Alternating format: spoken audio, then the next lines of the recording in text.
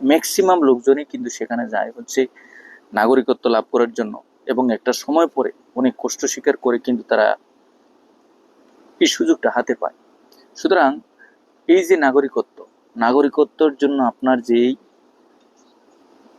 বিষয়টা, প্রত্যেকটা দেশের ক্ষেত্রে কিন্তু এই সুযোগটা আছে।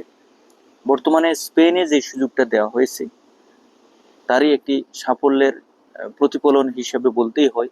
কারণ হচ্ছে হিউজ পরিমাণ, শুধুমাত্র আমাদের বাংলাদেশ তা কিন্তু না, প্রত্যেকটা দেশের ক্ষেত্রে কিন্তু তারা এই সুযোগটা সৃষ্টি করে দিয়েছে। বিশেষ করে ইন্ডিয়া, পাকিস্তান, বাংলাদেশ বা সচরাচর এই স্পেন দেশটিতে যারাই আছে তাদের জন্য কিন্তু এই সুযোগটা সৃষ্টি করে দিয়েছে। সুতরাং আপনাদের বলতেই হবে যে আমরা যারা বিদেশের মাটিতে আছি, ইউরোপে যাওয়ার জন্য প্রত্যেকের যে চেষ্টাটা, এটা যেন সঠিকভাবে সুন্দরভাবে হয়, এবং সাথে সাথে আপনি যেখানে যাবেন সেখানে যেন আপনি সঠিকভাবে সবকিছু ঠিক রেখে কাজটা করতে পারেন।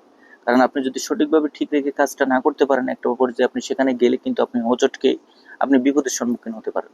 সুতরাং কোন দেশে কি সুযোগ সুবিধাগুলো সঠিকভাবে সুন্দরভাবে হবে, এই বিষয়টা আপনাকে মাথায় রাখতে হবে, এবং সে অনুযায়ী আপনাকে সেখানে গিয়ে অবস্থান করতে হবে। এই বিষয়গুলো অবশ্যই আপনাকে বুঝতে হবে। বিশেষ করে স্পেনে বা ফ্রান্সে বা ইতালিতে বা পর্তুগালে যেখানে আপনি যান না কেন, আপনাকে বুঝতে হবে কোন পন্থা অবলম্বন করে আপনি সঠিকভাবে সুন্দরভাবে আপনি নাগরিকত্ব লাভ করবেন। ধন্যবাদ।